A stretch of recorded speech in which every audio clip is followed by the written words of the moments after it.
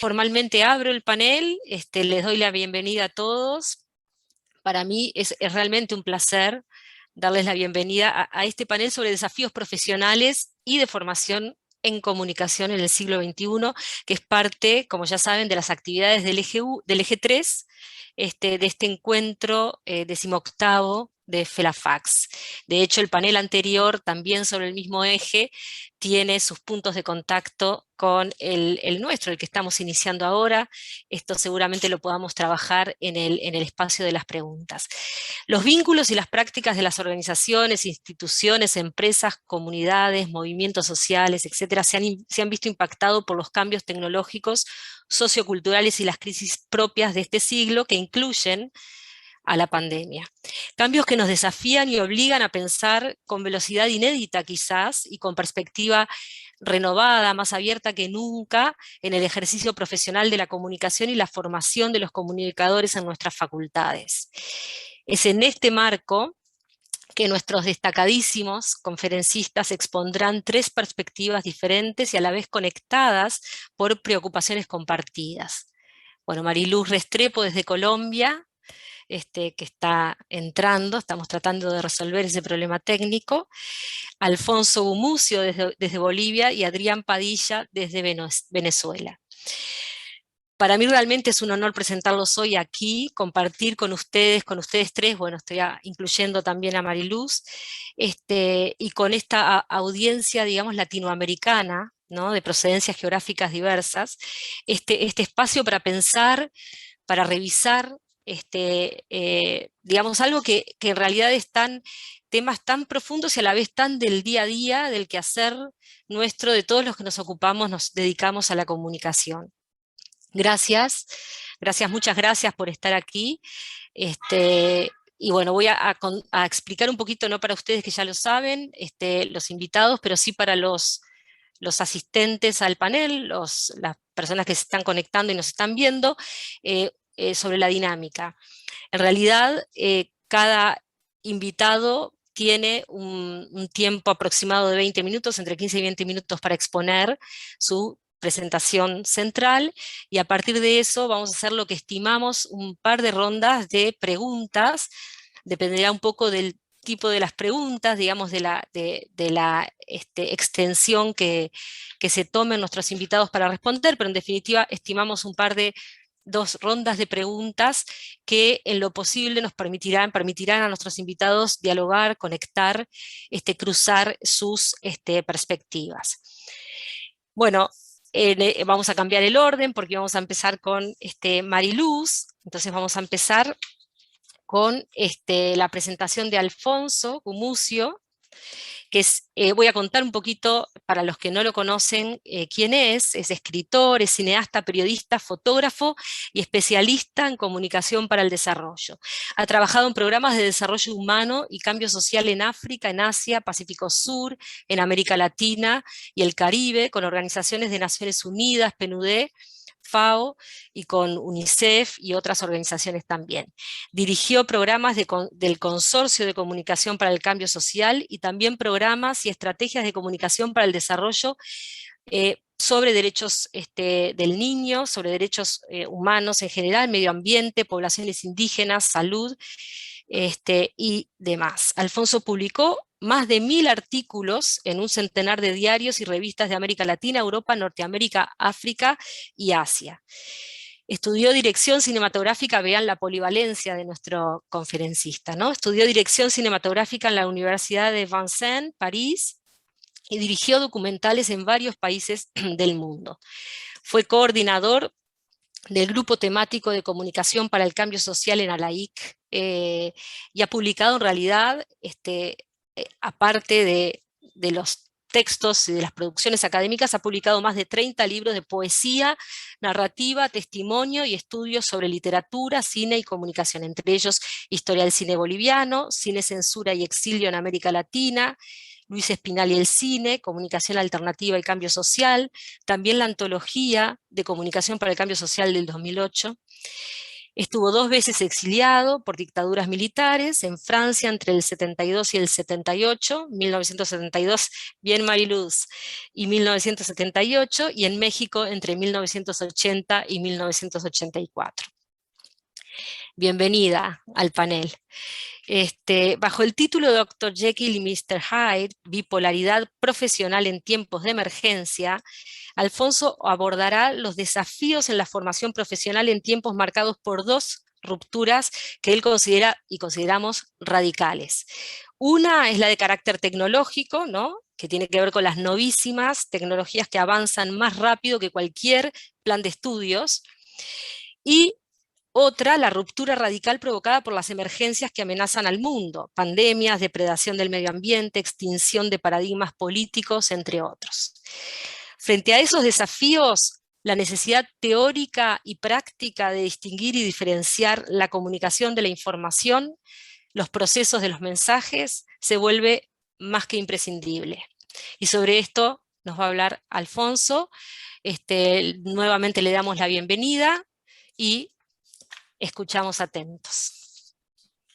Bueno, gracias a Fax por la invitación, gracias a ti por hacer la moderación de este panel, gracias a los 2 colegas que nos acompañan en el panel y a todos los que nos acompañan pues como participantes del grupo, ¿no?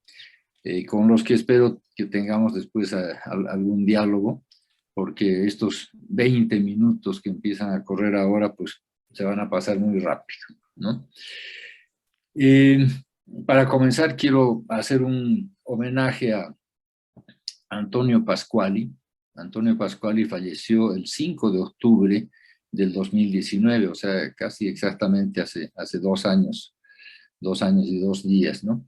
Sus escritos han sido pioneros en el campo de la comunicación, como todos los que hemos estudiado o leído comunicación sabemos, y yo tuve el privilegio, igual que otros colegas, de disfrutar de su ejemplo, de su pensamiento y de su amistad. Fue un hombre que se renovó toda su vida y mantuvo una juventud de pensamiento hasta el final de sus días, ¿no? En estos 20 minutos que me corresponden, quiero abordar, como decían antes, los desafíos que, como decía Virginia antes, los desafíos que tenemos en la formación profesional de periodistas y comunicadores en tiempos marcados por estas 2 rupturas radicales, una de carácter tecnológico y otra, las emergencias en este mundo amenazado, ¿no? Amenazado por pandemias, amenazado por la depredación del medio ambiente, como decía Virginia, extinción de paradigmas políticos, inversión de valores éticos y morales, todo eso que estamos viviendo y que nos desconcierta y nos descoloca, ¿no? Ahora, frente a estos desafíos está la imperiosa necesidad, tanto académica como práctica, de distinguir y diferenciar la comunicación de la información. Este es un caballito de batalla que he estado yo tratando de llevar adelante durante mucho tiempo y sigo insistiendo, más aún viendo que entre los participantes que están escuchando o mirando este panel hay nombres que probablemente no me hayan escuchado antes, o no me hayan leído antes, entonces creo que vale la pena remachar un poco en algunos temas, ¿no? Voy a hablar primero entonces de esto. Voy a hablar de la diferencia entre procesos y mensajes, entre comunicación e información, ¿no? Y para llamar la atención sobre esta dicotomía me he valido del título que nos remite a la novela de Robert Louis Stevenson, imagínense, 1886, ¿no? Que trata de una manera ficcional un trastorno de personalidad que hoy conocemos como bipolaridad. Obviamente los que ejercemos la comunicación, el periodismo o ambos oficios no padecemos de este trastorno desde el punto de vista clínico, pero quizás desde el punto de vista semántico, que es menos grave y puede solucionarse con un mínimo esfuerzo de entendimiento. La comprensión no es siempre sencilla. Llevo años tratando de hacer entender que comunicación e información son 2 cosas distintas. Desde su origen etimológico lo son. Comunis significa poner en común, participar, compartir, ¿no? De ahí vienen las palabras tan emblemáticas como comunión o comunismo, de hecho. Mientras que informare, que también viene del latín, significa dar forma, formar en el ánimo o describir. O sea, son dos cosas que no debería ser tan difícil de entender, ¿no? La diferencia entre comunicar como proceso humano de interacción y relación, mientras que informar es la elaboración y la transmisión de mensajes, ¿no? Incluso desde un emisor a un receptor, ¿no? La teoría matemática que todos hemos estudiado de Claude Shannon y de Warren Weaver, ¿no? De 1948, imagínense todo el tiempo que ha pasado desde entonces, más de 70 años, ¿no? Y que fue elaborada en realidad para la empresa telefónica Bell, ¿no? Y los comunicadores de hoy pues la rechazamos, tenemos otros paradigmas mucho más recientes, más latinoamericanos, más cercanos, pero como periodistas seguimos practicando este paradigma de hace 70 años, ¿no? Porque así está estructurado también el mundo de la difusión de informaciones, los medios, toda esa maquinaria en la que estamos insertos como periodistas, un poco menos como comunicadores. Digo lo anterior, además, en mi doble condición, ¿no? De periodista y de comunicador. En mi condición de periodista yo escribo, es decir, doy forma, si se quiere, cada semana artículos de diferente índole, o publico libros que pueden ser de poemas, de ficción, de ensayo, o dirijo películas o expongo fotografías. Es decir, soy, entre comillas, un autor de mensajes, ¿no? Un productor de mensajes que se expresa para transmitir a otros su propia percepción individual del mundo, ¿no? Y lo hago con mucho placer. Debo decir que he ejercido el periodismo desde mis 17 años y ahora tengo 70, y lo he hecho siempre con enorme gusto y lo sigo haciendo, ¿no?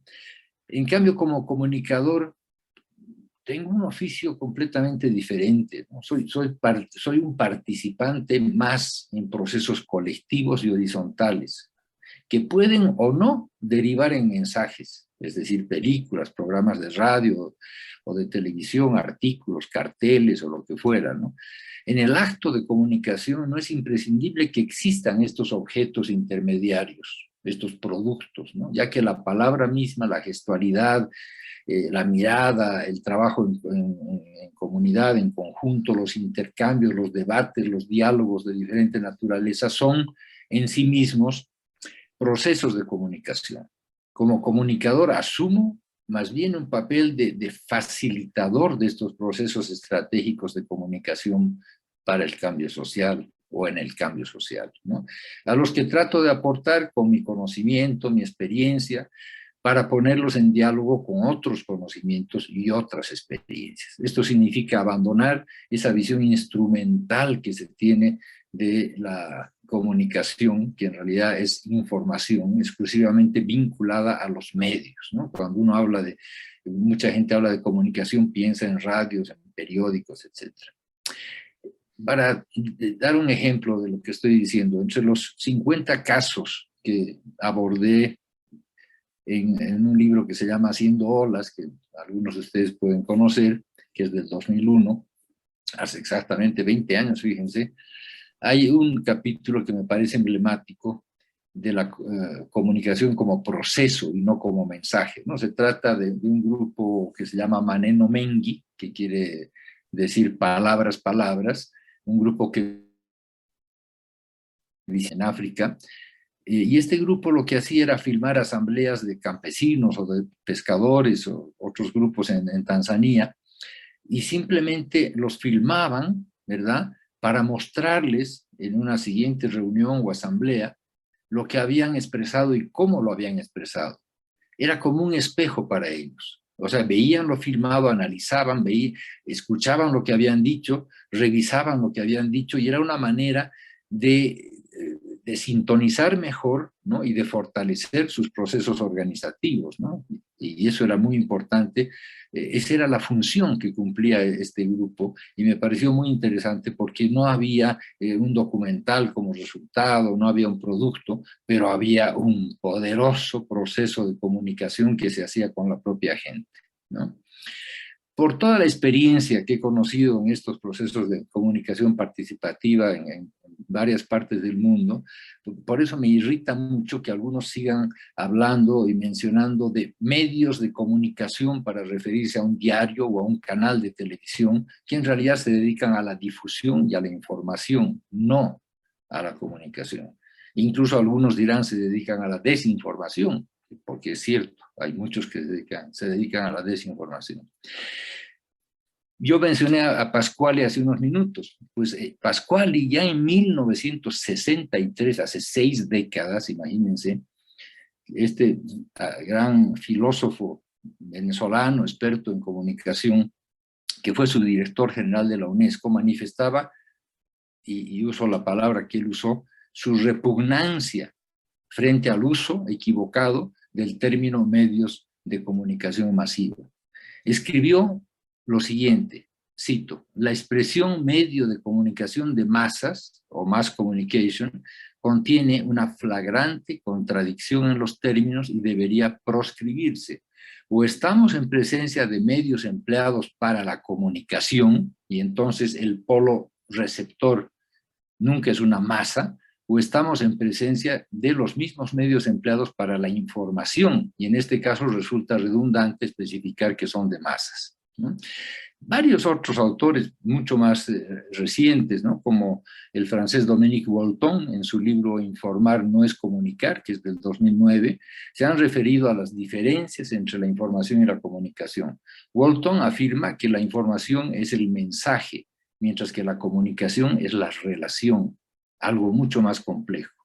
Si bien es cierto que la información es parte indisociable de la comunicación es más compleja porque nos remite a las relaciones humanas. A la inversa, ninguna información existe sin una propuesta de comunicación. Y dice Walton, cito: lo más simple resulta siendo el manejo de los mensajes y de la tecnología, y lo más complejo, la comprensión de las relaciones en la sociedad. En la medida en que no se establece esta distinción entre periodistas y comunicadores, tampoco se ve la diferencia entre mensajes, o sea, información, y procesos, comunicación. Mientras el periodismo informa, es decir, dictamina, la comunicación genera sentidos múltiples y diversos. Otro autor, Eduardo Visser, nos dice que históricamente hay una visión informacional de la comunicación, de carácter eminentemente funcional y pragmático, a la que se opone una visión de carácter crítico y humanista, que sería la comunicación. Y dice Visser: para los teóricos de la información de mediados del siglo XX, preocupados por lograr la correspondencia precisa entre información y realidad objetiva, la información representaba entonces una estructura económica, eficaz y eficiente de organización de datos, la representación de un objeto, un hecho o una realidad prácticamente física y exterior, representada fielmente en signos codificados y transmisibles. En cambio, la noción de comunicación es mucho más amplia, rica e indefinida, asociada con la construcción de la socialidad, los vínculos, la expresión cultural y subjetiva. Ciertamente hemos abandonado durante décadas esa perspectiva crítica y humanista, tanto en nuestra posición cotidiana como en nuestra agenda de investigación y obviamente en los programas académicos de las que en un momento fueron escuelas de periodismo y que se convirtieron después en carreras y facultades sin cambiar en lo fundamental el programa de estudios. Algunas lo hicieron, pero otras simplemente cambiaron de nombre hace 30 años y siguen siendo las viejas escuelas de periodismo. Y en el tema de las pandemias y de las fascinaciones tecnológicas, que son dos cosas que ahora están muy entrecruzadas y mezcladas, una vez que entendemos esa diferencia entre comunicar e informar, podemos distinguir mejor los retos actuales que he mencionado al principio. Por una parte, las transformaciones constantes en la tecnología y por otra, la emergencia de esta pandemia, otras pandemias, otras emergencias ambientales, políticas, que nos obligan a pensar nuestro papel, ya sea como periodistas o como comunicadores. Yo hago ese ejercicio que es de dicotomía, puesto que ejerzo las dos funciones, ¿no?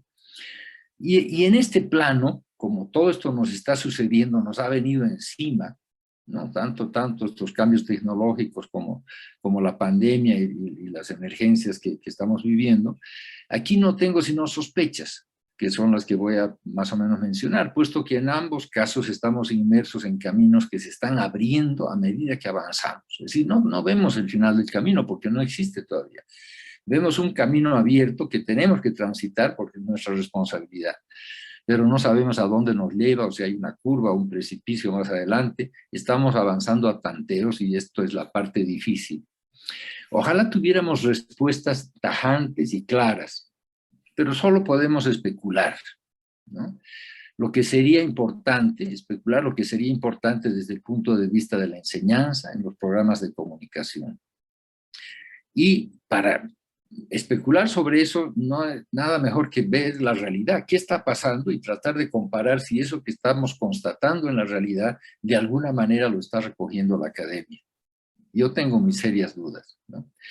Los avances tecnológicos son sin duda más rápidos cada vez. Es un error pensar que solo en los últimos 30 años tenemos nuevas tecnologías, entre comillas, las TIC, las NTIC, en fin, como quieran llamarle, ¿no?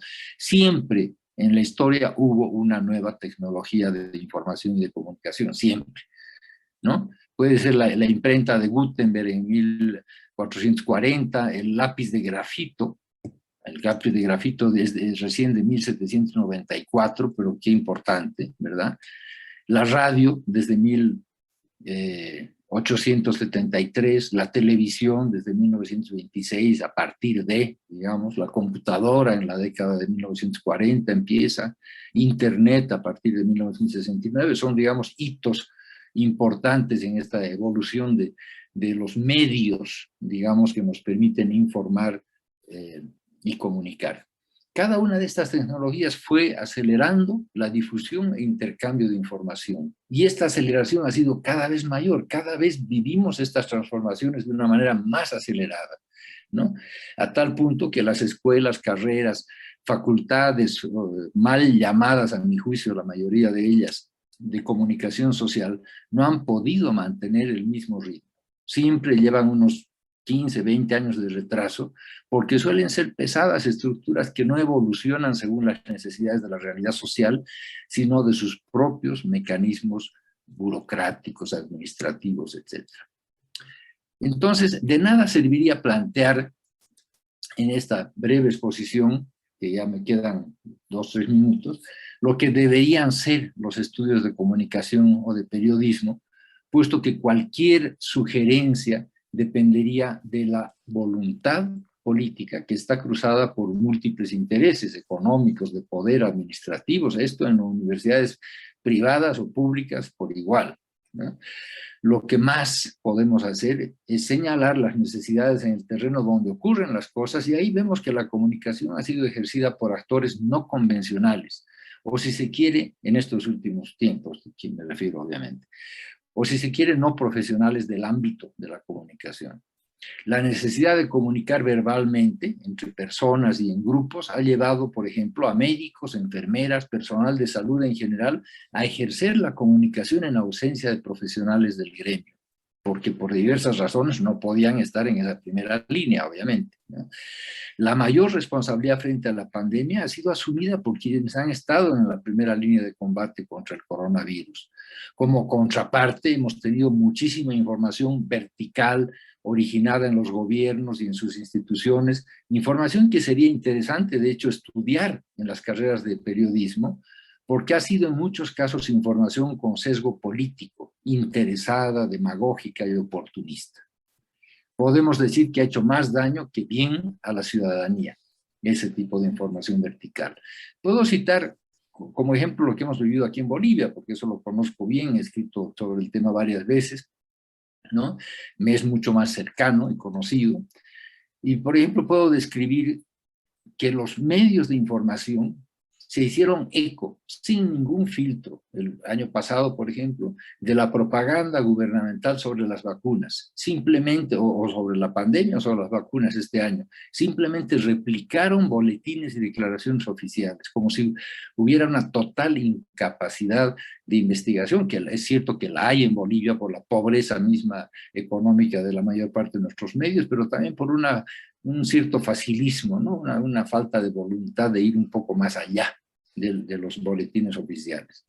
Y un momento emblemático de esto se dio a principios a fines de febrero, en realidad del 2021, de este mismo año, apenas unos días antes de las elecciones subnacionales, y eso no fue casualidad, ¿no? De las elecciones que tuvieron lugar el domingo 7 de marzo, donde se elegían pues, las autoridades principales en los departamentos del país, gobernadores, alcaldes, etc.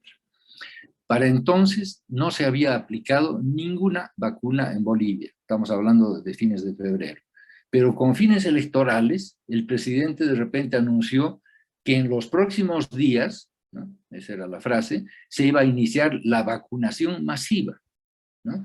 Y a comienzos de marzo se hizo un gran despliegue de propaganda insistiendo en las palabras vacunación masiva, y el presidente aparecía todos los días en alguna ciudad del país, ¿verdad? En la televisión o en las fotos de prensa, ¿no? Donde estaba al lado de alguna persona que estaba siendo vacunada.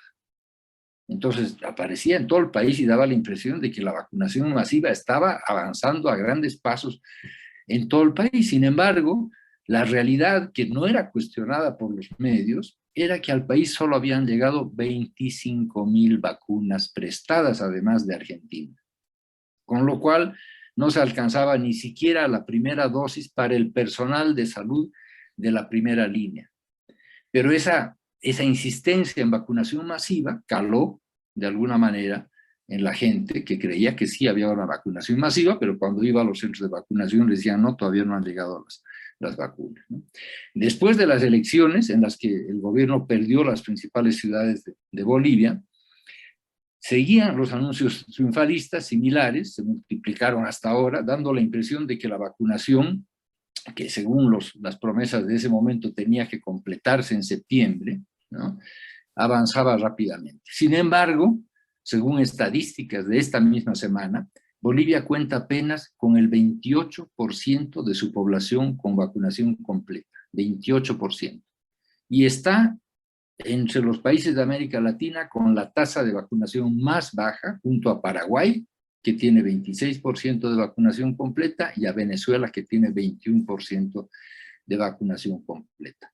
En ese contexto, ¿cuál ha sido, y ya termino con un último minuto, cuál ha sido el papel de los periodistas, cuál el de los comunicadores, cuál ha sido el papel de las redes y plataformas virtuales, que yo me niego a llamar redes sociales?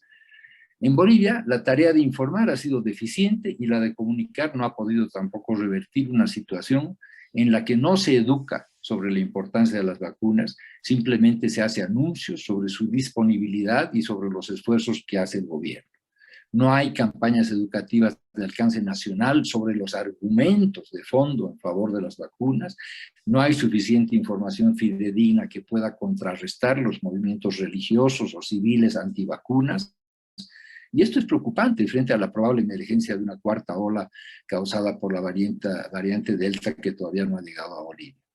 Solo de manera aislada, algunos periodistas en radio y en la prensa, que es muy poco leída de hecho, nos hemos expresado sobre estos temas. En las redes virtuales la confusión es mayúscula, pues todo cabe, ¿no? Y las voces autorizadas no se decantan de aquellas que difunden teorías conspirativas, informaciones falsas o exageradas, todo está mezclado.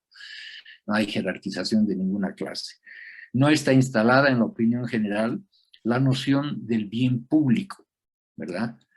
Sino de la decisión individual, ¿no? Las tecnologías más recientes de comunicación e información, por ejemplo, las plataformas virtuales que tienen millones de usuarios entre la gente más joven, no parecen contribuir en el proceso de toma de conciencia sobre la pandemia o sobre los procesos de deterioro del medio ambiente, que no son solo causa de la pandemia de salud, sino también de desastres naturales por derecho propio.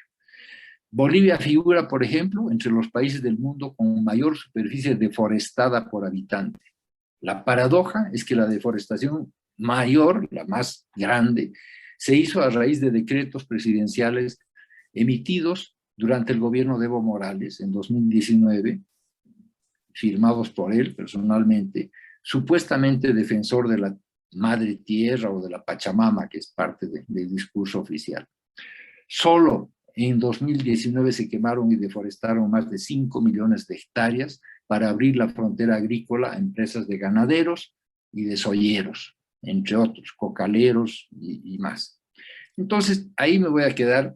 Sería un ejercicio importante responder a estas preguntas y decir, bueno, y en estos contextos, en cada país, analizar el contexto de cada país, analizar los problemas de la pandemia, analizar los problemas del medio ambiente, analizar los problemas del vacío o de la crisis política y ver qué rol han cumplido los comunicadores y qué rol han cumplido los informadores, los periodistas, ¿no? Y ver de esa manera si eso puede o no nutrir un nuevo pensamiento dentro de la academia y de las facultades de comunicación. Y me quedo ahí para seguir después quizás Bien. con las preguntas. Muchas gracias, Alfonso. Sin duda esto abre líneas de diálogo que vamos a tratar de retomar digamos, de asumir una vez que los otros dos panelistas expongan. Y ya hay alguna pregunta también formulada en el chat dirigida a ti. Mariluz Restrepo, para quienes no la conocen, es doctora en Filosofía, Arte y Pensamiento Crítico de la European Graduate School, Suiza, magíster en Filosofía, Pontificia Universidad Javeriana de Colombia, es profesora emérita de la Universidad Nacional de Colombia, investigadora, docente y consultora en comunicación y análisis organizacional, cultura contemporánea, educación, semiótica y hermenéutica en varias organizaciones y universidades de Europa, Estados Unidos y América Latina. Su trayectoria académica sobre las problemáticas contemporáneas de la representación, la sensibilidad, del arte, la educación y la comunicación ha sido enriquecida por obras de pensadores tales como Charles Sanders Peirce, Paul Ricoeur, Jacques Derrida y Jean-Luc Nancy, entre otros. Autora de decenas de artículos y varios libros, entre los que figuran 32 notas en taller, representación, relación triádica en el pensamiento de Charles Sanders Peirce, y Web, un paradigma de comunicación. Está además por presentar su libro, bueno, su último libro en realidad ya está en edición y programado para salir el año que viene, con el título de Postcard Radical Openness, ya da ganas de leerlo. Mariluz, bajo el título Comunicación, Conversación, Compasión, o sea, así de corrido, sin puntuación, nos presentará una mirada al ser de esas tres acciones en interrelación: comunicación, conversación, compasión. Mirada que anudará con tres preguntas relevantes para el tema que nos ocupa en este eje, que es la formación universitaria. La formación y la profesión, digamos, de la comunicación. La primera sería precisamente qué implica ser un profesional de la comunicación. La segunda, qué es lo que caracteriza la formación universitaria, y después tercero, pensar en temáticas urgentes de abordar en estos tiempos complejos de incertidumbre y de fragilidad. Bienvenida, Mariluz, el espacio es tuyo, el tiempo es tuyo, te escuchamos con atención. Muchas gracias a Pelapax y sobre todo a la universidad y a ti. A todos los que están, ya he visto que hay personas con las que me he encontrado cuando frecuentemente iba al Uruguay, y empiezo con algo personal porque tengo 3 nietos medio uruguayos. Mi hija colombiana está casada con un uruguayo, entonces amo el país con el alma, ¿no? Lo amo así. La segunda no lo sabía. Advertencia que voy a hacer muy, muy breve es que si en el título pongo conversación, yo le voy a creer. Me ha dado muchísimo gusto oír a Alfonso y creo que voy a continuar por muchas líneas de las que él planteó, seguramente con miradas diferentes, que de eso se trata la conversación, y ampliar desde ahí. Yo voy a compartir una pequeña presentación que tengo, entonces no sé si tengo permiso. Sí, creo que ya. Creo que puedo compartir. Ahí está. Ahí están mis 3 nietos. No hay sino 2 ahí, pero ahí está el tercero. Bueno, Ya, ahora sí, ya todo el mundo ve lo que estoy viendo, mejor me confirman. Sí, Lo que estoy mostrando. sí, Bueno, sí, sí, entonces, perfecto. pues cuando me plantearon el reto de participar con esta preocupación sobre los desafíos tanto profesionales como de la formación en comunicación, yo siempre me hago preguntas, tú las enunciaste, pero las voy ay, ahora esto no camina, ¿por qué no camina? María. Ahí. Sí, bueno. Mi punto de partida son esos tres interrogantes que reanuncio. ¿Cuál es esa acción que es propia de la comunicación? Y ahí ya empiezo el diálogo con Alfonso. Comunicaciones, informaciones, divulgaciones, publicidades, relaciones públicas. ¿Qué es eso? Y por otro lado, ¿qué es lo que particulariza a quien se puede llamar? Yo nunca hablo de comunicadores, también otra línea que sigo de Alfonso. Tú lo usaste, pero yo prefiero cambiarle el nombre a que somos profesionales de la comunicación, pero no somos comunicadores. La comunicación no la hace uno, lo hacen dos, mínimo. Y pues cómo responder a esos tiempos complejos, inciertos y frágiles que la UNESCO ha llamado así. O sea, yo estoy aquí aprovechándome de textos de la UNESCO. Obviamente parto del contexto. Y para un trabajo diferente con un grupo de colegios en Colombia, a partir de la pandemia, hicimos un trabajo muy fuerte donde analizamos muchísimo material de autores, por ejemplo, como Chomsky, que participó en una reunión sobre la tragedia que se estaba viviendo, o Jean-Luc Nancy, quien acaba de morir, uno de los más grandes pensadores franceses, o la misma Martha Nussbaum, que la invitaron en las universidades, y también entidades como Harvard, Columbia, que han mirado, y Oxford, que han mirado los procesos, y centros de investigación tan grande como el de Brookings, que se arriesga a mirar cuál es el reto de la educación en general. Y a partir de estos textos adicionales a los Global Trends, informe que entrega el Consejo de Inteligencia que tiene sede en Washington, sobre las maneras como estamos pensando que vivimos dentro de en el 2030 o en el 40. Y yo he llegado, esto es parte de un estudio que yo hice, a 8 temas grandes, de los cuales también seguimos la línea de algunos que Alfonso mencionó. Ciencia y verdad, o sea, el problema de la ciencia, que se le crea a la ciencia, pero también la falibilidad, más bien, la no infalibilidad, o sea, la falibilidad de la ciencia frente a las verdades que no tienen sustento o que son creencias y se asumen como tal. La fragilidad democrática, evidentemente esos vacíos políticos, pero también todos estos tienen sus dos lados, ¿no? Como siempre. Las ganas políticas por una democracia y la búsqueda de modos para poderla defender, pero estamos al tanto de reconocer que en cualquier momento la democracia se desbarata. El ejemplo más grande ha sido el de Estados Unidos, que consideraban que eran más o menos absolutamente cerrados a la posibilidad de su ruptura democrática. Una relatividad ética, la ética no podría ser relativa, pero la relatividad ética en donde si yo robo, como robé 2 pesos, eso no es grave, y ahí empiezan todos los procesos de corrupción, o la ética en que si yo soy el director de algo, yo puedo hacer, pues toda esa, una frontera ética muy, muy maleable. Esos nuevos actores sociales, la irrupción de los montones de grupos que antes no tenían voz y que se están haciendo oír y también matar, como ocurre en nuestro país con los líderes frente a millones de procesos, no solamente los del proceso de paz, también a la preocupación por el medio ambiente, pero también a los derechos de los jóvenes, a los derechos de personas que tienen diferentes tendencias sexuales, etcétera, etcétera, las mujeres mismas. El valor del lenguaje. Y pues todos sabemos cómo las palabras afectan, las palabras las palabras existen, las palabras actúan. Y sin embargo, un declive en la precisión y la calidad del lenguaje y a su vez una fuerza literaria muy grande. Fíjense quién acaba de ganar el premio Nobel, ¿no? La fuerza literaria frente a los dramas de agresión de la colonia en Tanzania concretamente, pero africanos. las tecnologías emergentes, que ya no lo tengo que repetir y sigo tu línea, la intervención de las artes en todos los procesos políticos y sociales cada vez con más fuerza y por supuesto el cambio climático.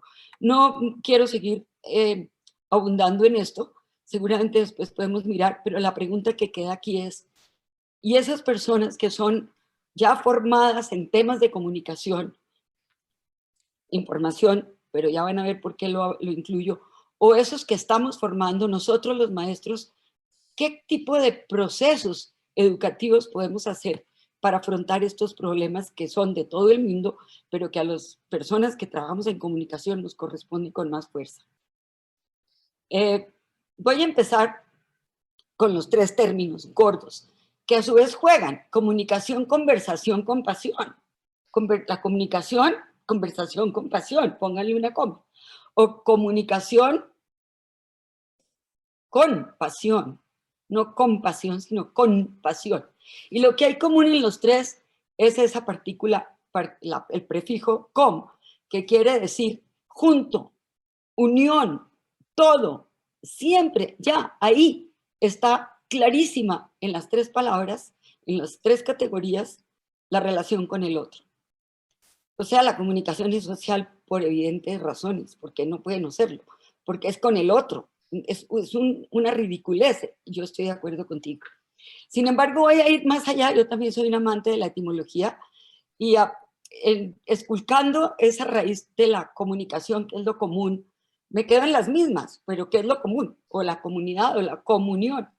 Y en el diccionario de Forcellini, mi padre era un lingüista, filólogo muy prestigioso, él se murió cuando yo tenía 5 años, puedo hablar de él como si fuera un sabio que no era mi padre necesariamente, pero lo era. En este diccionario de Forcellini, en 1800 y pico, descubro que es muy probable, ninguna etimología es fija, que la partícula muni de la comunidad o de la comunicación o de la comunión quiere decir movimiento. Tan lindo es que una de las formas de transporte en San Francisco se llama el muni. Un tipo de bucecito chiquito. Entonces, si entendemos la comunicación como el moverse con, pues ya estamos en otra lógica. Siempre es un proceso, como lo dijiste, Alfonso, pero es un proceso que no es solamente de poner en común, porque el poner en común es que muevo al otro conmigo, nos movemos con. Y encuentro en Heidegger, parágrafo 34 de Ser y Tiempo, que él define la comunicación, define, es un término muy laxo, expone cómo en los procesos de comunicación lo que ocurre es que copermitimos ver, o sea, vemos unos con otros, copermitimos ver.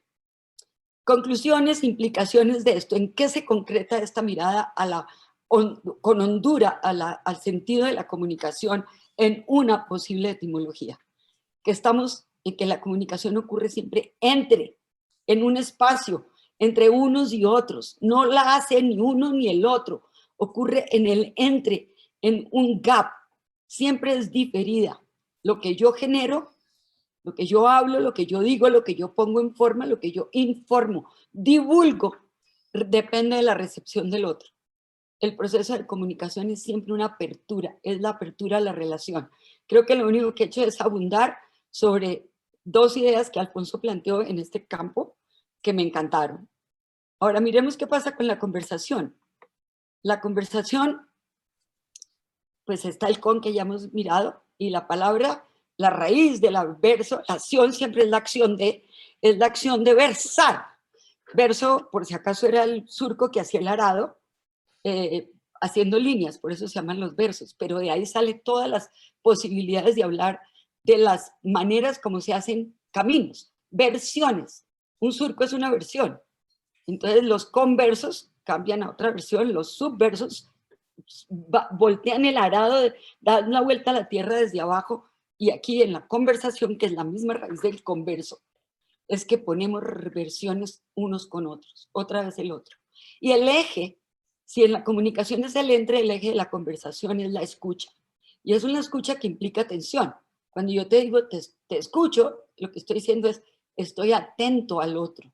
Estoy reconociendo mi diferencia con el otro, que no es ni buena ni mala, simplemente no habría conversación si no hay diferencia. Si yo digo, hola, buenos días, tú contestas, bien, bien, gracias, ¿cómo estás? Bien, gracias. Yo te digo, y contesta y tú, yo digo, bien, gracias, y el otro dice, bien, gracias, y el otro dice, bien, gracias, pues no hay conversación, no hay ninguna versión.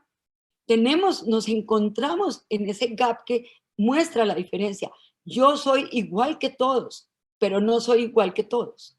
Es esa dicotomía maravillosa que más bien, borro la palabra, más bien digo que es una paradoja en que soy único y diferente y sin embargo comparto la humanidad que compartimos todos, como lo vamos a ver ahora. Entonces la conversación, si la comunicación es apertura, la conversación gira alrededor de procesos de interpretación que nos llevan a la comprensión de otras versiones, a la comprensión de cómo es posible que alguien piense distinto a mí.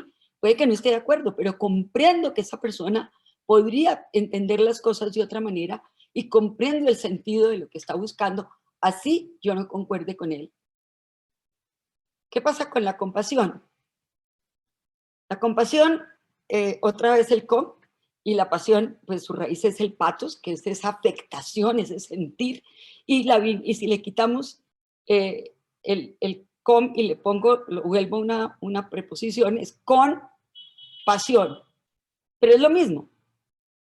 De esa afectación, cuando yo hablo con pasión, seguramente ustedes dirán que yo lo hago así, pues lo hago con entusiasmo, lo hago con una afectación, con sentido, no, el mismo sentido de la comprensión lógica, pero ahora el sentido del sentir, de la emoción, de todas las maneras como somos capaces de relacionarnos intensamente con el otro. Y otra vez el otro. ¿Y en dónde se concreta? Pues en dónde se hace forma. Si la comunicación es en el hueco, en el espacio, en la ranura, en el vacío, y la conversación es en la escucha, quienes podemos decir que trabajamos con procesos de comunicación, la atención y la escucha sería antes que todo, primero que todo, sobre todo, antes y después de haber producido productos o formas, etcétera, de comunicación. ¿Y qué sería el eje aquí? De la compasión, la simpatía. Insisto en la simpatía. Por si acaso, el prefijo sim viene del griego que a su vez quiere decir con. Simpatía no es quitada, sino es compatía, compatos por el otro. La prefiero por encima de la empatía, que se volvió como si yo me pudiera poner en el zapato del otro, que eso es absolutamente imposible. Eso nos lo contó ya Simone Weil cuando se volvió obrera de una fábrica en Francia y escribe en un libro bellísimo. Yo viví como una obrera, viví en un lugar, en una pensión, pero yo sabía que apenas me acababa mi ejercicio de experimentación, volví a mi bello apartamento en París y con todo el dinero necesario para sobrevivir de otra manera. O sea, es imposible. Uno puede tener simpatía. Creo que el concepto de empatía ha sido muy mal entendido. Es ponerse en el patos del otro, claro, pero no es para sentir igual que el otro, es para ser capaz de considerar, de esa consideración por el otro, que está basada en la deferencia. Quiero insistir aquí en ese juego de palabras muy derridiana, lo diferido que permite la apertura de posibilidades, la diferencia en donde se centra la posibilidad de comprender diferentes significados del sentido, y la deferencia, esa condición de reconocer al otro, que no es otra cosa que el respeto. Y el respeto se da con gratitud, el respeto es esa gratitud con la vida, la misma raíz de agrado, la misma raíz también pues, de estar contento, de gozar. Miremos qué pasa con una frase de Octavio Paz para aclarar lo de la compasión.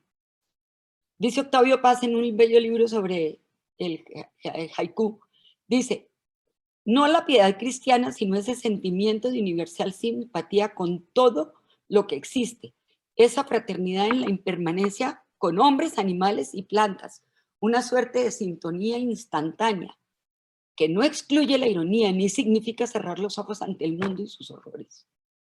Entonces, mi segundo pedacito, si encuentran esa estructura que dice atrás, ese esquema, lo voy a montar sobre la formación y práctica de los comunicadores. No, de los profesionales de la comunicación. Ahora no me pasa, no sé qué le pasa a veces. Ay.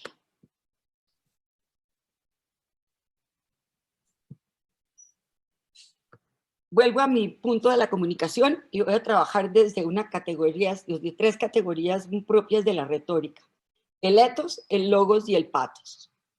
¿Quién es el profesional de la comunicación? ¿Quién es? ¿Y quién es el profesional? ¿Cuál es su ser? Esa conducta y ese carácter solamente se conoce a través de lo que muestra y dice. Lo que muestra, dice, hace, cuenta, con todas las posibilidades, con el cine, la radio, la vida, el teatro, no importa. Cuentos. Ese profesional de la comunicación, y puse educación en gris, porque si ustedes piensan, los que somos formadores de gente o queremos apoyar la formación de gente, más bien igual, no formamos a nadie, propiciamos procesos de aprendizaje, pues es lo mismo. No estoy diciendo que sea lo mismo que la comunicación, sino que le pasa igual. ¿Qué es lo que nos hace posibilitar la formación de otros? ¿Cuál es nuestra identidad y cuál es nuestra responsabilidad si no se da en la manera como nosotros enunciamos, mostramos, decimos, nos expresamos, compartimos? Vuelvo a la comunicación, concretamente al profesional de la comunicación. Todos sabemos desde Aristóteles que la comunicación implica la intención de decir, de mostrar. Yo agrego de mover con otros, no a otros, sino con otros, de generar procesos, de gestarlos, de impulsarlos. Y ahí, por favor, no voy a repetir lo que tú has dicho, Alfonso, pero lo subrayo. Nosotros no nos corresponde nada más que inventarnos maneras para que otros, con nosotros, gestemos acciones, procesos, modos, formas de conversación. Yo apuesto que la conversación es el modo en que la comunicación por excelencia se manifiesta. No hay manera de que la comunicación no sean formas de conversación, así sean a distancia, sean diferidas en el tiempo. Yo converso con los textos de la antigüedad. Yo converso con una película y no estoy conversando con el director de la película, al menos que vaya a una entrevista, pero la película misma me lo permite. Entonces no estoy hablando de que la comunicación tiene que estar en presencia. Estoy hablando de que tiene que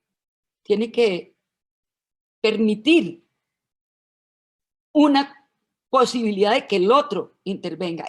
Ahí se hace, es en el hueco entre unos y otros.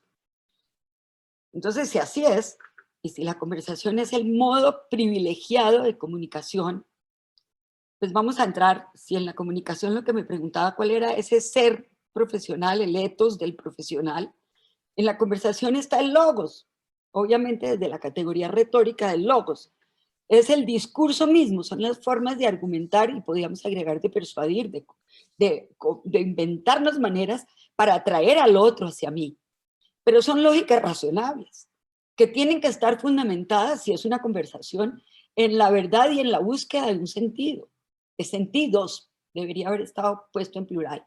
Y otro eje que Alfonso mencionó, en función del bien común, que no es nada distinto de lo global. Lo global quiere decir lo común que tenemos en la humanidad.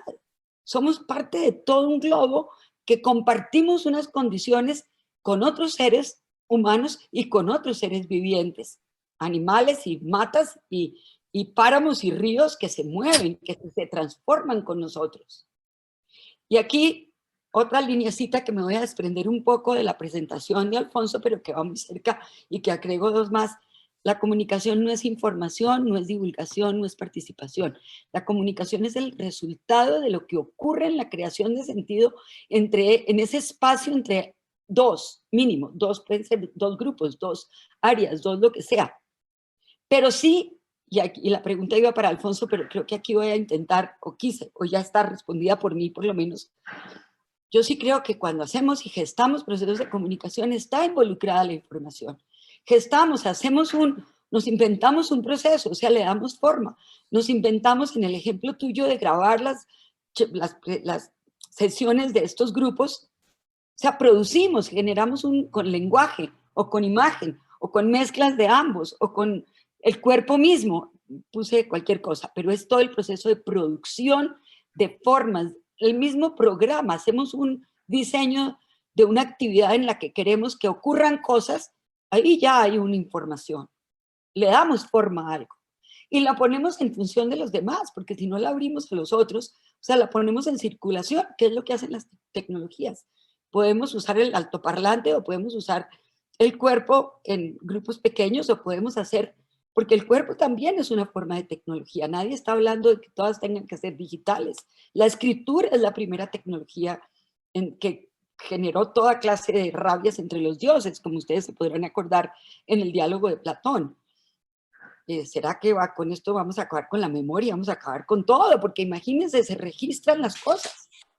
Y la tercera característica es que tenemos en cuenta quienes generamos, impulsamos, buscamos con y desde otros procesos de comunicación en que ellos pueden participar, siempre participan e intervienen.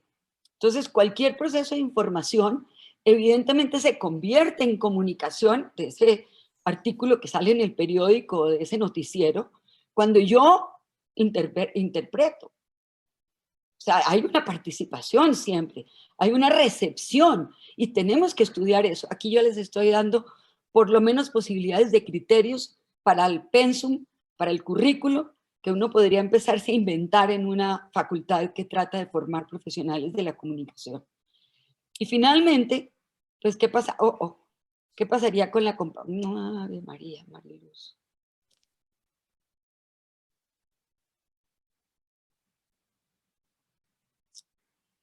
No sé qué pasa hoy.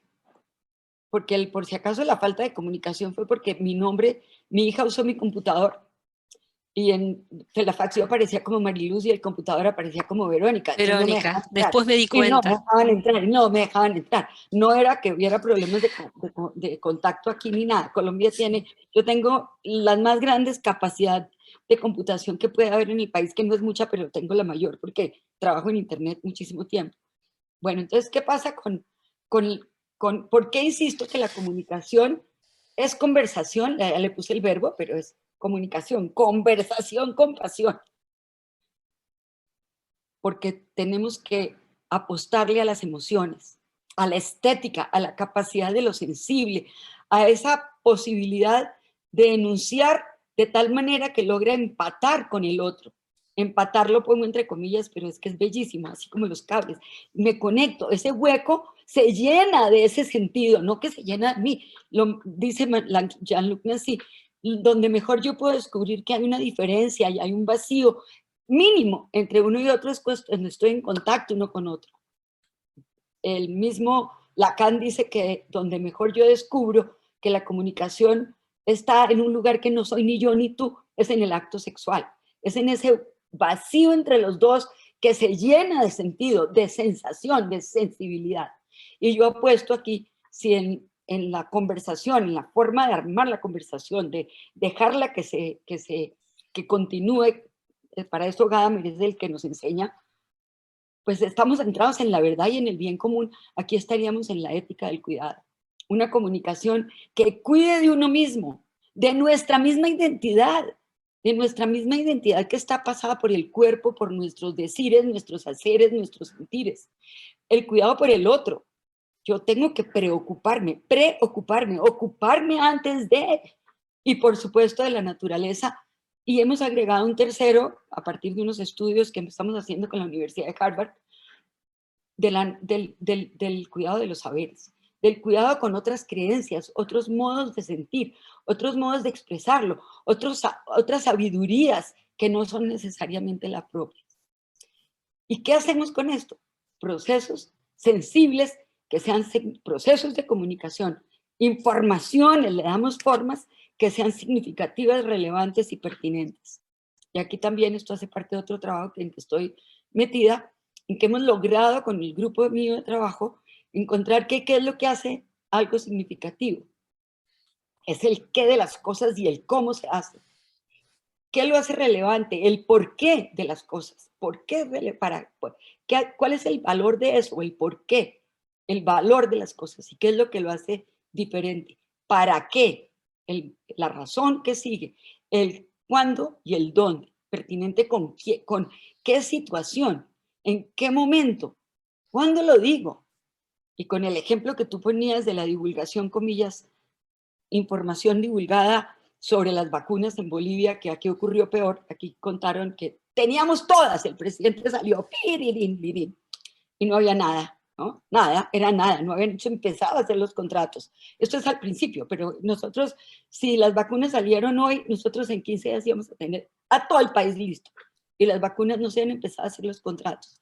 Entonces, bueno, con esto yo termino con el último imagen, que creo que sintetiza lo que he tratado de decir. En la creación de Miguel Ángel, la mano de, comillas, Dios, no toca a Adán. Es ahí, es en ese espacio, con cuidado, con tacto, con pasión, que doy vida a que el otro cobre sentido conmigo. Muchas gracias. Muchas gracias, Mariluz.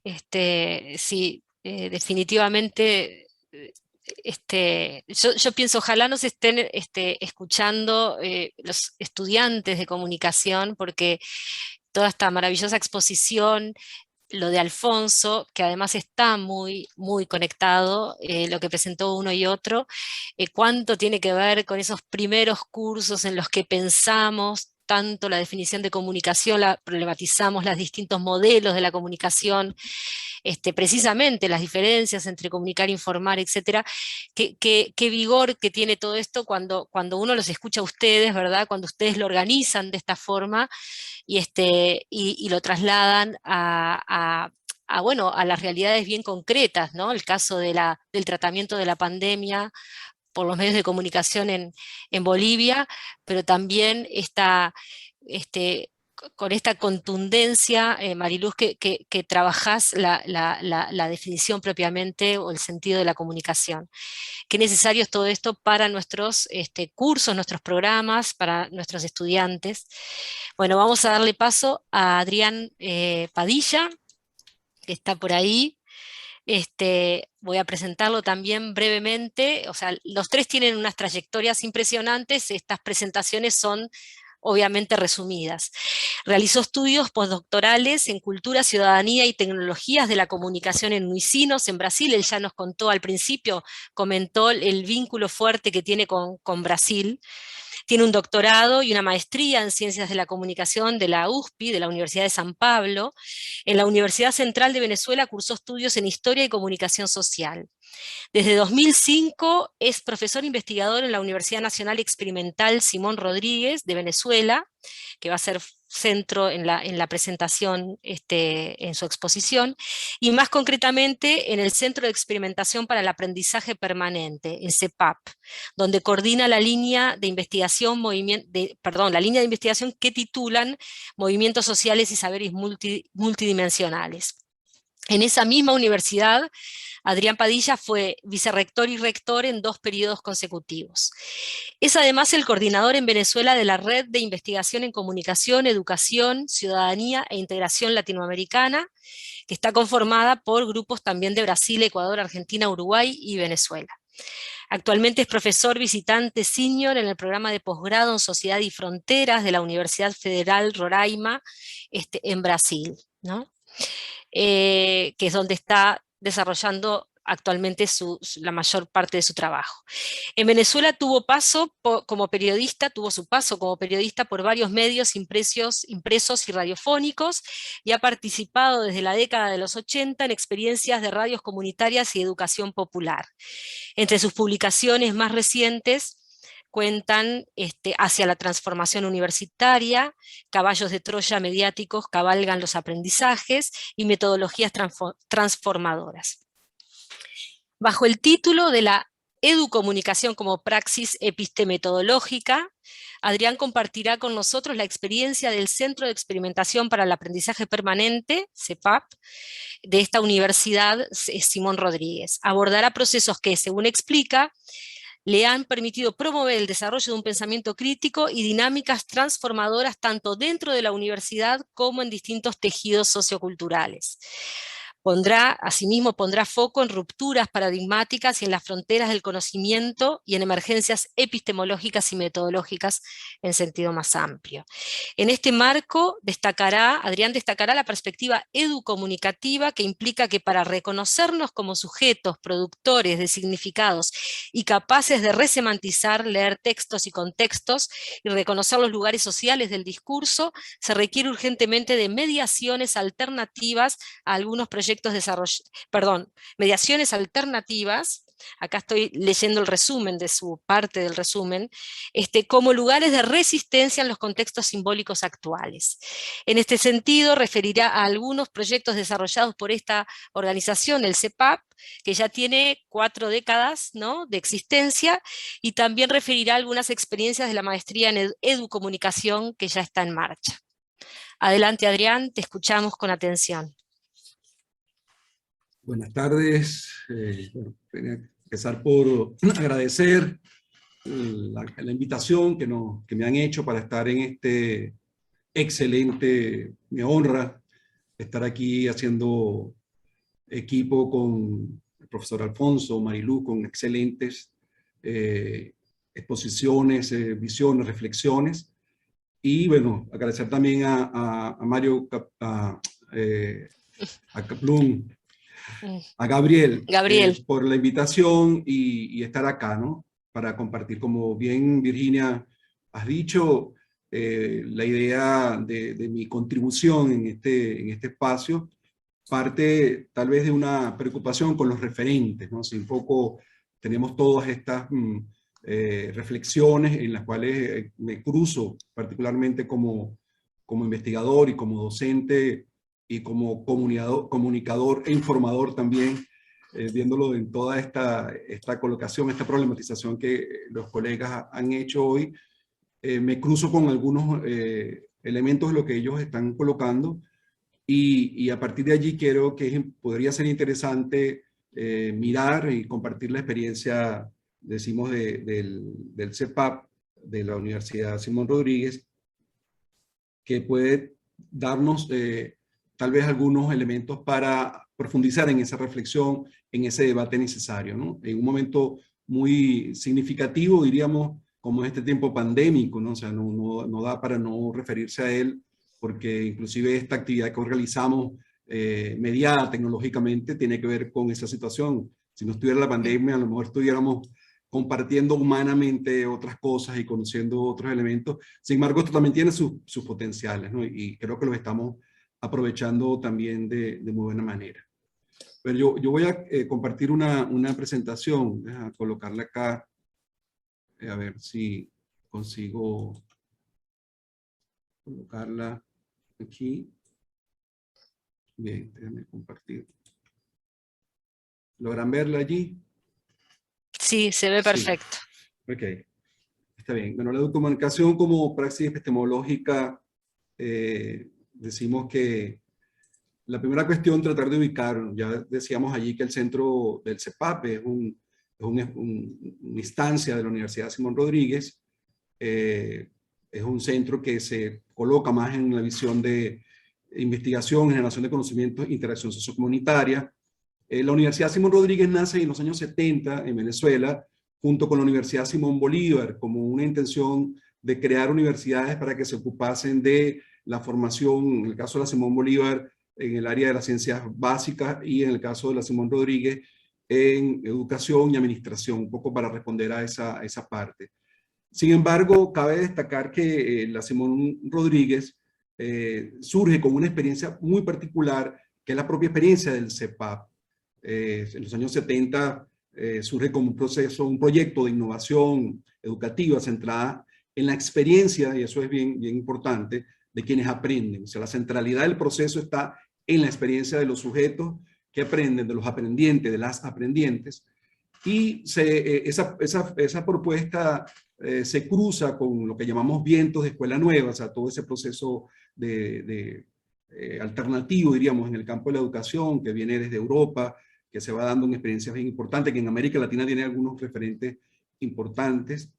Los métodos activos ya en Estados Unidos también como parte de la revolución pedagógica a principios del siglo XX, aparecen algunas propuestas interesantes, y fundamentalmente con la educación popular en América Latina. O sea, creo que son elementos que configuran la propuesta. Recordemos que en ese tiempo, pensando en el contexto latinoamericano de la década del 70, hay una ebullición, hay una efervescencia de pensamiento y de propuestas críticas en América Latina.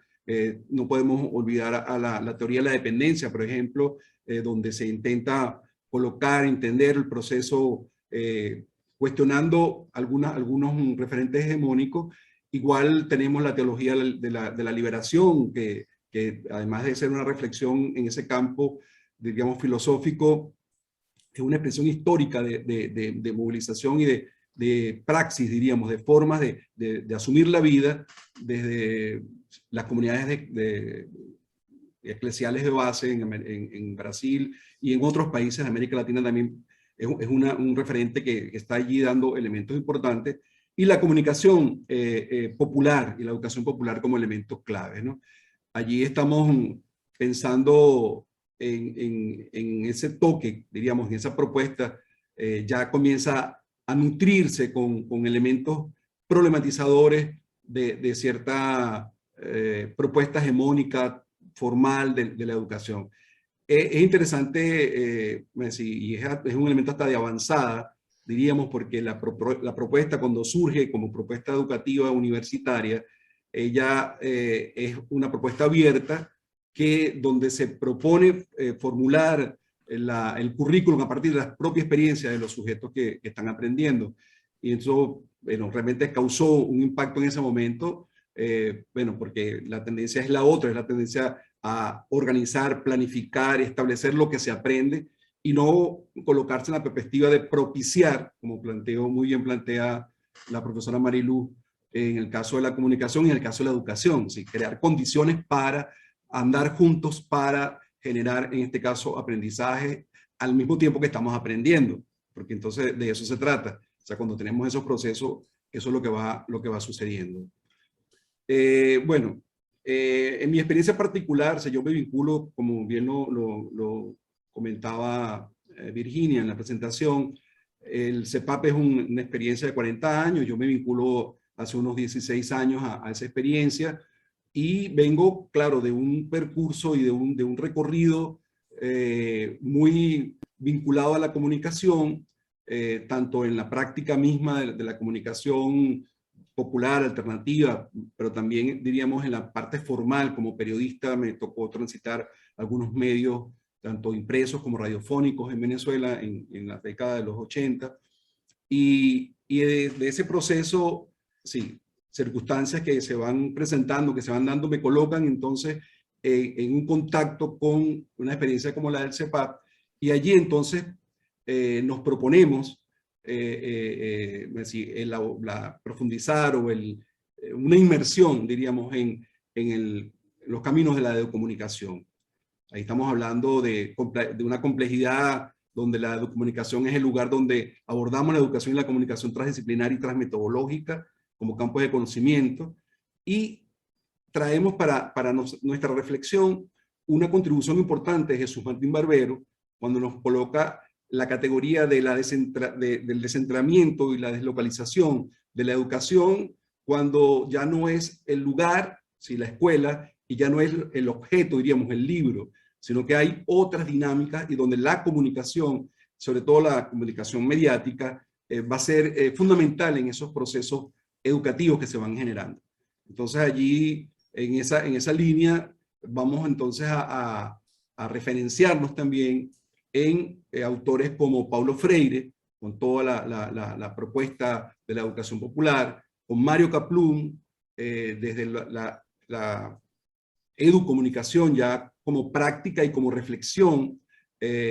Vamos a encontrar elementos importantes en Daniel Prieto Castillo, también con esos aportes. Inclusive vamos a mirar las contribuciones de Simón Rodríguez. Estamos hablando del siglo XIX. Ahí entonces, dialogando un poco con lo que Alfonso planteaba, y la propia Mariluz también lo referenciaba, el tema de que en las diferentes épocas hay tecnologías. Las tecnologías hay pensar que tecnología es lo digital solamente cuando hablamos de comunicación. Entonces cada época tiene su centralidad tecnológica, y Simón Rodríguez fue un educador, pero también fue un comunicador que tuvo muy claro ¿sí? esa centralidad tecnológica comunicativa de su época. Hay en diferentes momentos de la obra de Rodríguez vamos a encontrar referencias a la imprenta, o sea, el uso de la imprenta como un elemento fundamental de su época. O sea, tenía conciencia de ello y problematizó y reflexionó en torno a esta experiencia.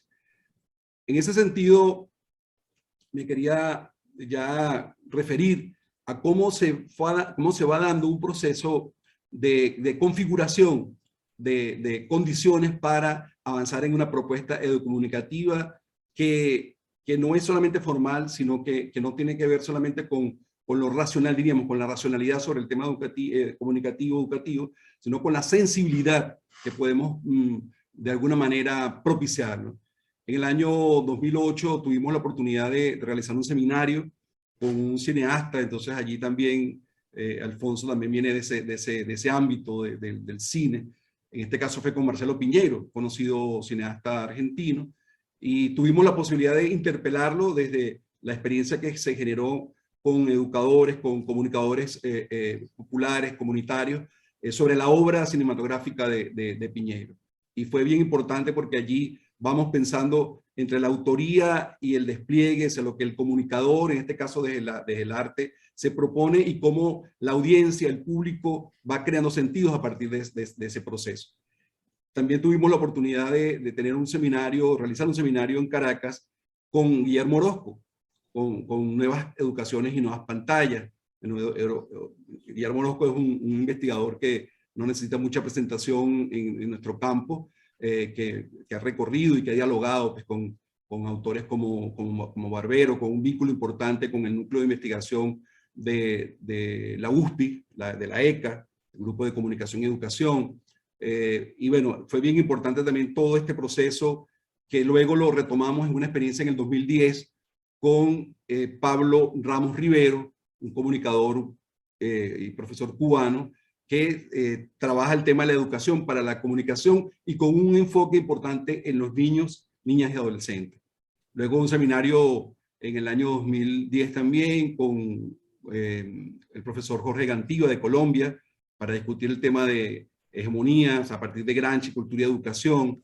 Son experiencias que nos van dando elementos para avanzar hacia lo que llamamos el proyecto de cultura audiovisual, que es un proyecto que se va a desplegar en diferentes espacios, llevando en cuenta, o es importante tomar en cuenta, que la Universidad Simón Rodríguez es una universidad nacional que está prácticamente en todo el país, y a partir de esa posibilidad hay un despliegue importante de la experiencia prácticamente en todo el territorio nacional, con vínculos con comunicadores populares, comunitarios, en articulación con algunas instituciones como la Cinemateca, con las redes de salas de cine comunitario, los teatros regionales. Quiero pararme un poco en la experiencia de Martes en 24 Cuadros, ya en el 2013, donde con la modalidad de Forocine desplegamos una dinámica que se mantiene como por casi 2 años, con textos fílmicos y un proceso de reflexión a partir de esos textos fílmicos, cine temático organizado en ese espacio. Una vez que nosotros terminamos la experiencia, porque ya quienes estábamos al frente de la experiencia teníamos otras responsabilidades, etcétera, cerramos el ciclo, la audiencia, o sea, las personas que asistían, que frecuentaban la sala, exigieron a la Cinemateca mantener en la programación esa modalidad de conversa, llamada ahora conversa, cine conversa, o reflexión en torno a los temas del cine. Entonces se va generando allí toda una situación importante. También tuvimos la experiencia del Centro de Estudios del Agua, donde vemos la comunicación a partir de la mirada ecológica. Esta es una experiencia que vincula a las comunidades organizadas en torno al tema del agua, pero también a las empresas encargadas del servicio de agua potable y saneamiento en Venezuela. Y es una experiencia que también en la que participamos como colectivo, diríamos, de investigación, como profesores y profesoras, trayendo para esa experiencia no solo el uso, diríamos, el tema utilitario de la comunicación o de los medios, de comunicación, sino esa sensibilidad, esa posibilidad de la semiosis, de la significación, del estar consciente de esos procesos para avanzar hacia mejores condiciones de relación y relaciones de vida. En el año 2014 tuvimos la posibilidad de participar en una consulta nacional sobre la calidad educativa que fue convocada por el Ministerio de Educación y que tuvo varios niveles de consulta. Nosotros particularmente participamos en la consulta especializada que estuvo configurada o constituida por más de 30 investigaciones y nos tocó realizar la investigación de comunicación y educación. Y nuestro enfoque en esa experiencia fue el uso de la Internet o de las tecnologías digitales por parte de niños, niñas, adolescentes, comenzando la educación media. De allí surgió un informe que luego fue publicado, Caballos de Troya mediáticos, cabalgan los aprendizajes, donde lo interesante decir, de los hallazgos que tuvimos en la experiencia es precisamente esa naturalización de esos usos tecnológicos, llamamos prácticas tecnoculturales, pero también la no conciencia, en este caso, y la responsabilidad tanto de la escuela, de la institución, ¿sí? que no continúa no visualizando esa realidad concreta, de esa presencia en la realidad, es decir, de la escuela, pero también en la casa, también en la sociedad. Entonces, así como que dejamos a los más pequeños, que son los que saben de esas cosas, ahí hay una brecha generacional con el uso tecnológico, a que usen sin ningún tipo de mediación o de mediaciones, diríamos, que pudieran sacarle mayor provecho a esa relación y no una conducción, diríamos, a veces a visiones un tanto distorsionadas, como pudimos verlo en la experiencia concreta de talleres, de levantamiento de información y de interacción, porque fue una investigación que hicimos tratando de dialogar con esos sujetos específicos, comunicantes, que serían estos estudiantes y profesores de esas experiencias. Entonces, todo es decir, ese recorrido nos lleva a hacer una propuesta de una maestría en educomunicación. Ya teníamos la referencia en la Universidad de San Pablo de una licenciatura en educomunicación impulsada por el equipo de comunicación y educación de la Universidad, de la Escuela de Comunicaciones y Artes de la Universidad de San Pablo. Y en Venezuela no tenemos esa experiencia, y entonces nos fuimos creando condiciones en la propia Universidad Simón Rodríguez para avanzar hacia una propuesta que se proponía, o sea, entre los puntos que sustentaron la propuesta de la maestría, desplegar estrategias orientadas a la desconstrucción discursiva, mediática, a partir del reconocimiento de ser sujetas mediadoras en lo transmediático, diseñar estrategias metodológicas del enfoque de la comunicación para la desconstrucción y construcción discursiva transmediática, ¿sí? No solamente en la escuela, también en las comunidades, en las instituciones, promover un proceso metódico de desarrollo del curso que nos permitiera avanzar en esas, no solamente, como decía antes, no solamente en la racionalidad, sino en las sensibilidades comunicativas que dieran cuenta de esas prácticas, diríamos, emancipatorias. Y nos colocamos también en un proceso de formación que se propone reconocer dentro de la perspectiva emergente de la educación el carácter multidimensional de los fenómenos y de las interacciones que nos configuran.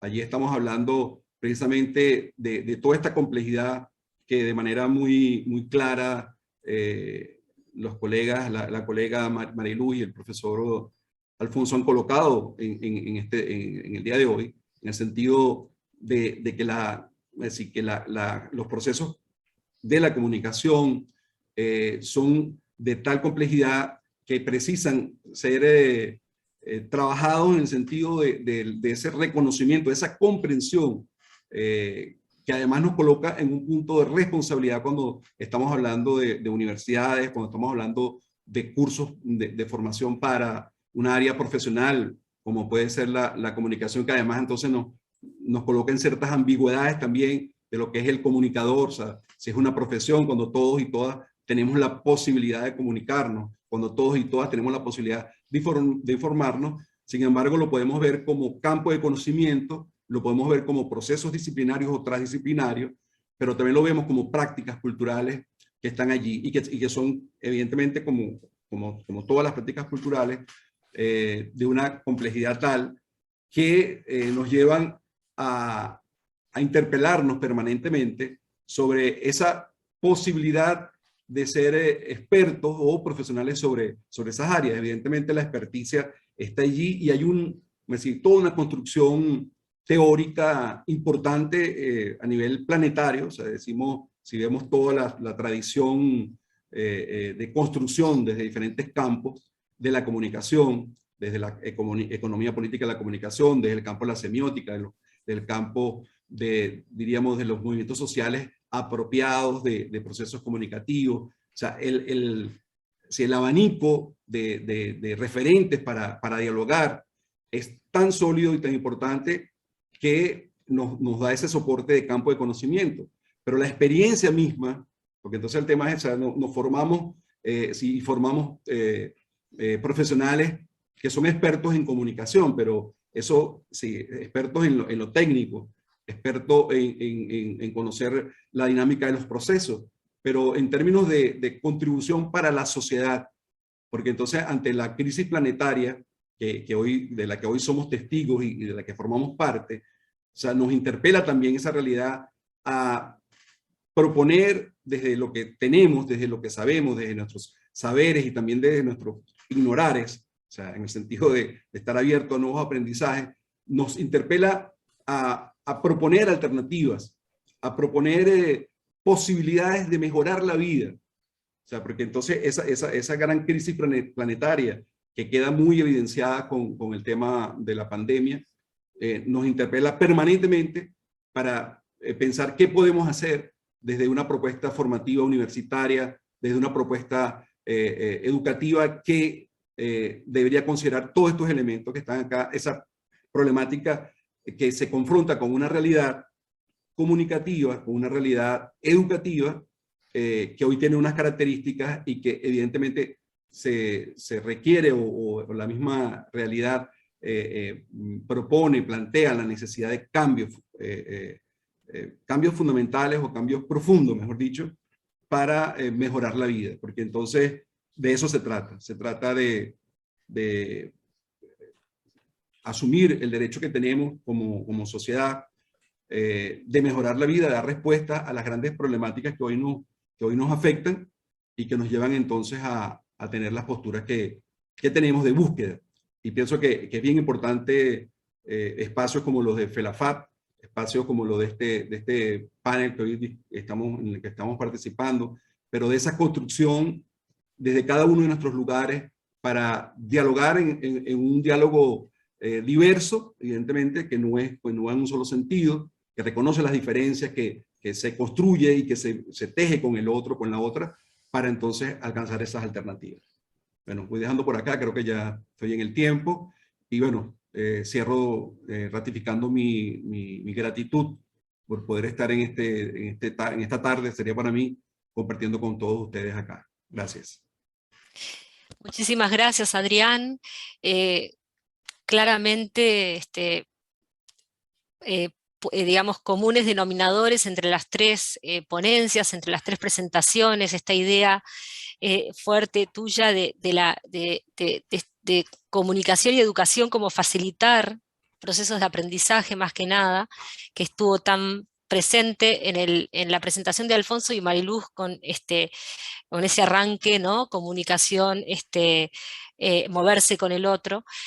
Y sigo pensando que esto es sumamente relevante para la revisión de nuestras propias carreras, planes de estudio, nuestras formas de enseñar. De hecho, hay una pregunta que aparece en el chat y que está un poco ligada a la primera pregunta que iba a plantearles, y aparte te aclaro, sobre todo para Alfonso, me hizo recordar ahora mi colega y director de la revista Inmediaciones de la Comunicación de Universidad de Dort, que teníamos esta entrevista maravillosa a Pascal y hecha por Fausto Neto además, y poco tiempo antes de que muriera. Ese material ya está ahí, el link está ahí para los que les interese. Y bueno, una pregunta que aparece, bueno, muchísimas, en el chat aparecen muchísimos saludos, los que se reencuentran con Marisol y están contentos de tenerla, porque ya la conocía. Mariluz ha venido mucho tiempo al Uruguay, durante mucho tiempo, y bueno, y también a las ponencias de Adrián y de Alfonso. Hay una pregunta que tiene que ver con como bajar un poquito más a tierra, digamos, o conectar un poco más con lo que son los procesos de formación en nuestras universidades propiamente, y es cuál sería su aportación para incluir esta mirada, la aportación, digamos, de ustedes como conferencista, cada uno desde su línea, cuál sería la aportación en los actuales planes de comunicación, que es un poco, se emparenta con la pregunta que yo me había planteado, me proponía hacerles, que era precisamente, y en el marco de todo esto que estamos exponiendo, sobre todo en virtud de los tiempos, digamos, convulsos, o por lo menos sacudidos por todas las crisis, por los cambios tecnológicos, por las rupturas y demás, ¿cuáles serían para ustedes las prioridades o los focos en la reformulación o la construcción de los perfiles académicos y profesionales? O sea, ¿qué es lo que, digamos, cuáles son los componentes que jerarquizarían, o lo primero, digamos, que habría que atender o que deberíamos atender a la hora de pensar, repensar estos perfiles profesionales y estos cambios curriculares, digamos? Para los tres. Si quieres, vamos en el orden, no sé. Bien, perfecto. Seguimos en el orden. Bueno, lo primero que tengo que decir es que no soy el más indicado porque yo estoy fuera del mundo académico. A diferencia de mis colegas, yo no enseño en universidades, he dejado eso hace mucho tiempo, pero estoy vinculado y sobre todo estoy vinculado a universidades que no están en Bolivia. Las bolivianas son tremendamente pobres y con muchos problemas políticos, etcétera, y yo me aparté hace algún tiempo, pero soy, por ejemplo, con Colombia, precisamente, ya que está Mariluz aquí, yo tengo mucho que ver con la Universidad Uniminuto en Colombia, he sido par externo también de la Santo Tomás en el diseño de prácticamente las 3 primeras maestrías que se han hecho en Colombia, sobre comunicación, desarrollo y cambio social, que son la de Uninorte, la de la Santoto y la de Uniminuto en Bogotá.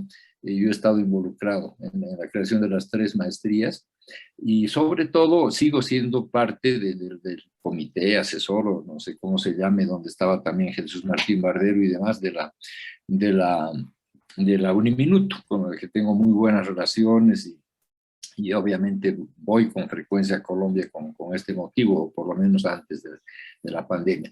Y precisamente, si bien no puedo dar, a ver, tengo la dificultad de dar, como tú dices, aterrizar y dar un consejo concreto de cómo cambiar el plan de estudios, porque creo que las universidades en general son bastante burocráticas y es muy difícil, ¿no? Ahora, a veces es bueno que sean burocráticas. Por ejemplo, yo hice hace muchos años un relevamiento porque hicimos una red de universidades que tenían maestrías en comunicación para el cambio social a nivel mundial. Me viajé por todas partes y encontré 2 tipos de estas especialidades o especializaciones o maestrías. Unas que se creaban con mucha facilidad, ¿verdad? Como una que se creó en Argentina, que duró 2 años porque se creaban un poco porque había un buen contacto con el rector o qué sé yo, con el decano, en fin. Pero en cambio, las que yo he asesorado en Colombia tenían la otra dificultad, pero al fin y al cabo un beneficio. En Colombia son muy serios. Para crear una maestría hay que pasar por un proceso enorme que tiene que ser plenamente justificado ante el Ministerio de Educación, y ese proceso puede durar 2 años y implica muchos documentos, visitas de expertos, etcétera, lo cual puede ser moroso, pero al fin de cuentas es muy bueno porque una vez que se establece la maestría, ahí está y funciona y es muy seria. Entonces yo estoy muy contento de haber contribuido en esas maestrías en Colombia.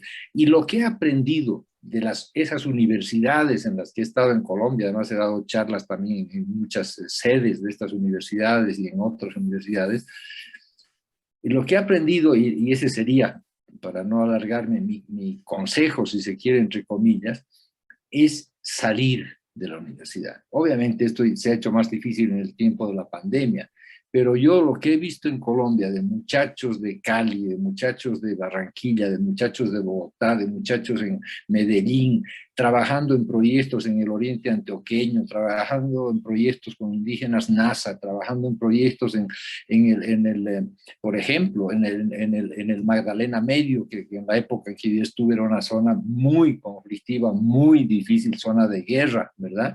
Ahí, por ejemplo, yo acompañé haciendo un documental de un proceso de investigación de 3 universidades colombianas sobre las radios comunitarias en los márgenes del río Magdalena, ¿no? Y ahí ustedes pueden buscarlo en internet, se llama Voces del Magdalena, es un documental que hicimos de ese proceso, y ahí vi yo que lo importante es que los muchachos, los estudiantes salgan a conocer la realidad, a trabajar en la realidad. ¿Cómo incorporas eso en los planes de estudio? No puedo decirles, yo pienso que lo que yo he visto es que dependía mucho de los propios docentes, de los propios profesores que tenían esa experiencia y esa voluntad de salir con los estudiantes para hacer trabajo concreto, ¿no? Ahora no sé cómo se incorporan esas cosas en el currículum de una carrera. Eso es lo que podría decir. Bien. Mariluz.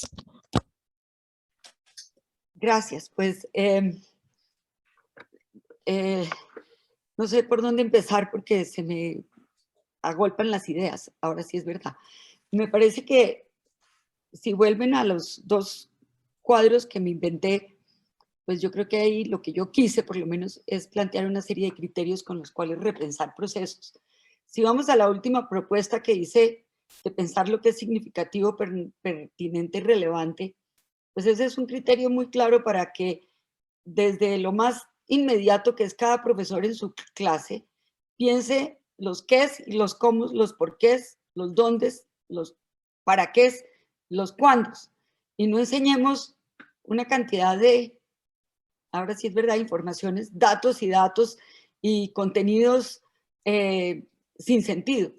Creo que si somos coherentes con lo que he querido plantear, si yo fuera la persona que me contratarían para pensar cómo apoyarlo, hay que repensarnos nosotros y hay que permitir que ese proceso se haga con los profesores, con los que están, casi dando el permiso, generando un proceso de comunicación, ahí sí, en que cada quien dijera qué es lo que realmente quisiera enseñar. La mitad de las veces tenemos que enseñar una cantidad de cosas, pues nunca me ha tocado a mí, yo hago lo que se me da la gana, pero eso es relativo en algunos programas, sobre todo de pregrado.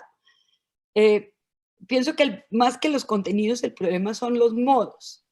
Sin embargo, voy a decir 2 palabras sobre los contenidos que de pronto pueden estar, y quedó grabada la presentación con tal de que me citen y digan que es una presentación no elaborada, que es un documento de trabajo, que es una presentación, una ponencia, y no lo citen como un documento elaborado porque no lo es, pues úsenlo. Pero hay yo creo que una serie de categorías. Por ejemplo, cuando yo planteo por qué igual en procesos de comunicación tenemos que saber informar. O sea, tenemos que saber dar forma. Tenemos que conocer los modos particulares que se usan para contar un cuento, para hacer un ensayo, para hacer una película con todas las aperturas. El cine y la literatura y los informes están abiertos a 1000 opciones, pero hay maneras de manejar el lenguaje. O sea, la gracia del cine es que es cinematográfico. Eso no quiere decir que no tenga palabras y todo lo demás, pero hay unas condiciones de volver a qué es lo que hace, como decía Carlos Fuentes, qué es lo que hace que la literatura puede hacer que solo la literatura puede hacer. Aplíquense esa frase. ¿Qué es lo que hace el cine que solo el cine puede hacer? Y así sucesivamente.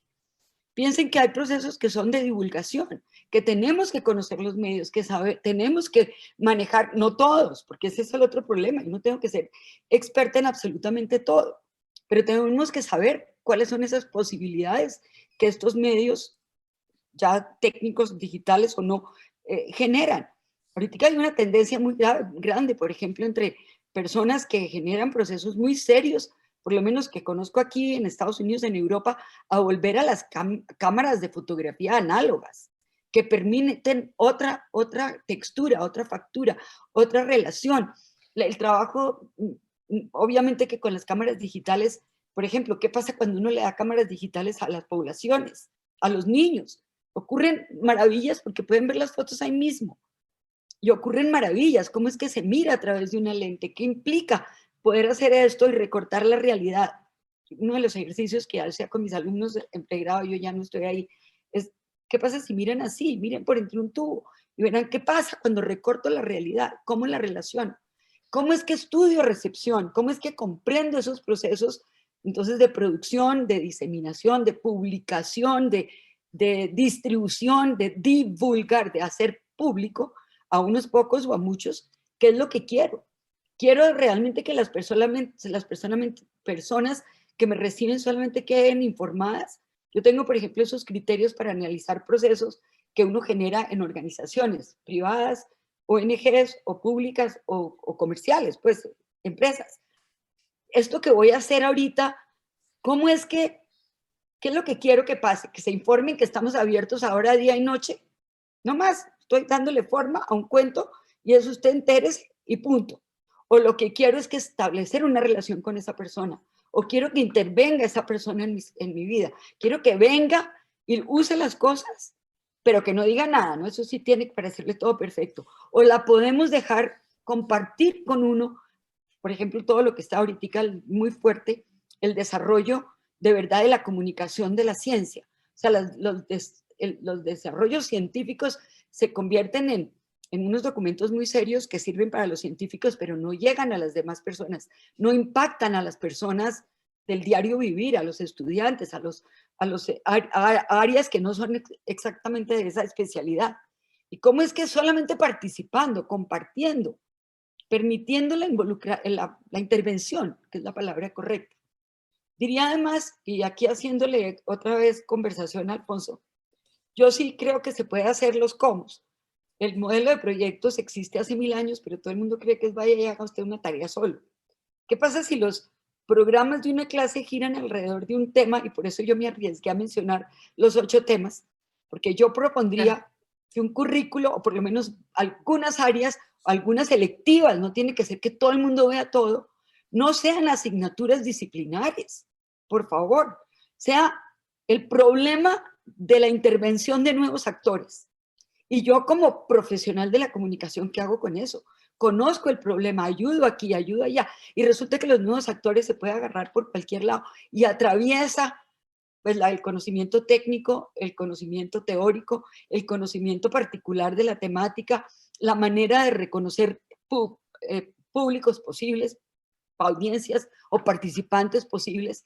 Yo haría una carrera en donde se girara alrededor de problemáticas, no necesariamente las 8 que dije, alrededor de problemáticas de la misma comunicación.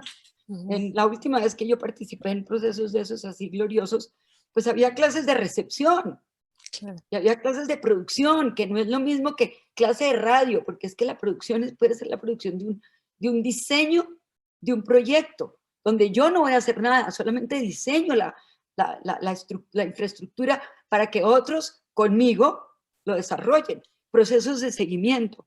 Entonces yo creo que voy a citar a Lyotard en su libro famoso que se dio para 1000 discusiones de la posmodernidad, que fue el informe que él hizo para el Consejo de Universidades Canadienses, donde él dice, solamente volveremos a entender el papel del conocimiento y su transmisión, porque esa es la razón de ese informe que él entrega, cuando, pone ejemplos como eso, cuando en una reunión de militares se puedan dar un abrazo, pone ejemplos excesivos, o cuando en las universidades volvamos a entender que son lugares para la creación y la invención, partiendo de situaciones posibles, pero ahí es donde el estudiante se puede dar el lujo de crear lo que se le ocurra, que no es viable económicamente, ¿qué importa? Es ver hasta dónde logran, y a veces se logra que la viabilidad es parte del proyecto.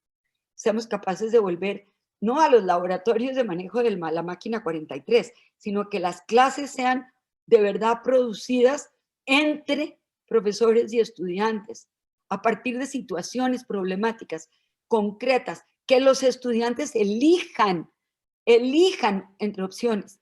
esta historia en América Latina, no sé por qué tenemos todavía eso tan metido, en que un pensum curricular tiene que ser, primero ven esto, y para llegar a esta asignatura tienen que haber visto esta y esta y esta, y para llegar aquí tienen que haber visto esta y esta y esta. Yo soy de la escuela americana, muy fuerte americana, estudié en un colegio americano aquí en Colombia, y conozco muy bien la universidad americana, y a mí sí me encanta, con todos los horrores que también puede tener, estoy hablando de universidades que se respetan, que el estudiante tiene un core, evidentemente tiene que tomar unas asignaturas, pero aún dentro de esas mismas asignaturas puede elegir, o sea, tiene que tomar 3 de este campo y 3 de este campo, pero le ofrecen 10. Dejen que el estudiante se encarrete. Ahora sí es verdad que empate con lo que quiere aprender. El proceso educativo es una relación entre el estudiante, el conocimiento y el maestro. Y el maestro no es que aprenda porque los otros aprenden, es que tenemos que continuar con lo que ellos están. No podemos seguir enseñando lo que ya está hecho. Es desde lo que ya está hecho, armemos. Yo siempre insisto que esos procesos son como una bola de nieve. Tiene que empezar chiquita y la gracia es que crezca, que se enriquezca, que se transforme, que se vuelva mono de nieve, que el otro se vuelva más bien pedacitos y hagan un hielo y pues lo congelen y hagan hielo, que salga lo que sea. Y para terminar, pues yo no sé si soy muy chiflada, pero Michel de Certeau decía en un texto bellísimo que el único deseo que tiene cualquier maestro es que uno enseña un lenguaje en el que todos nos podemos entender, pero cada uno tiene que después descubrir el propio para seguir construyendo. He citado mal, ¿no? He citado, es una cita receptiva por Mariluz. Sí.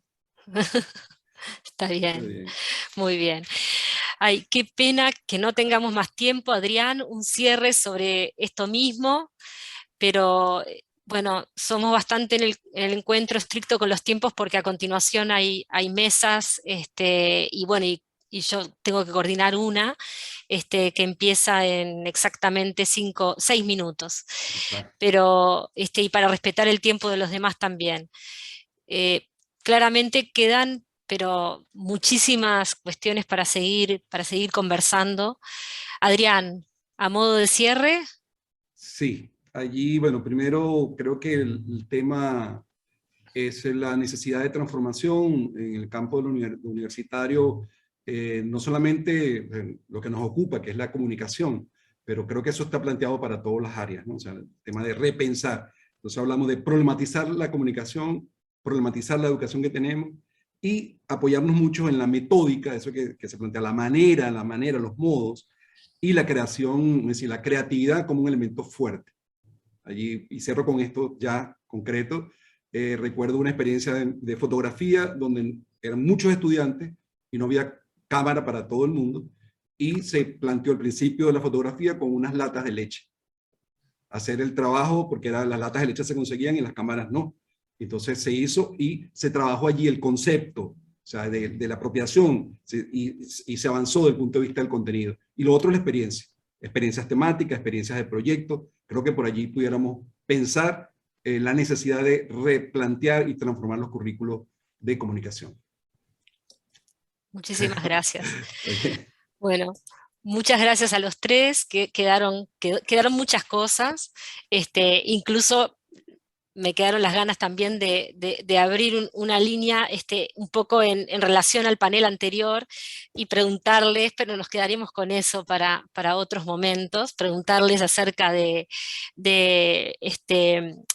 otro panel. El panel anterior puso mucho foco en los datos, en el lenguaje computacional, en el análisis de datos en general, y parte del panel giró bastante en torno a eso, en relación a la construcción de los nuevos perfiles y las revisiones de los currículos en las universidades. Bueno, nos quedará conversar también sobre eso, que no apareció en este panel, aparecieron otras cuestiones tan interesantes, pero bueno, nos quedan esas puertas y otras para seguir explorando. Trataremos de hacerlo de las maneras que podamos. Yo les agradezco infinitamente la presencia en el encuentro, en este encuentro FELAFAX, en este panel en particular. Fue un placer tenerlos, escucharlos. En el chat, numerosos saludos y agradecimientos para ustedes. Y bueno, y nos despedimos entonces. Gracias. Gracias. Abrazo. Gracias y hasta luego, hasta pronto. Abrazo. Abrazo Gracias. virtual. Gracias. Virtual. A todos, abrazos. Abrazos. Gracias. Gracias, gracias.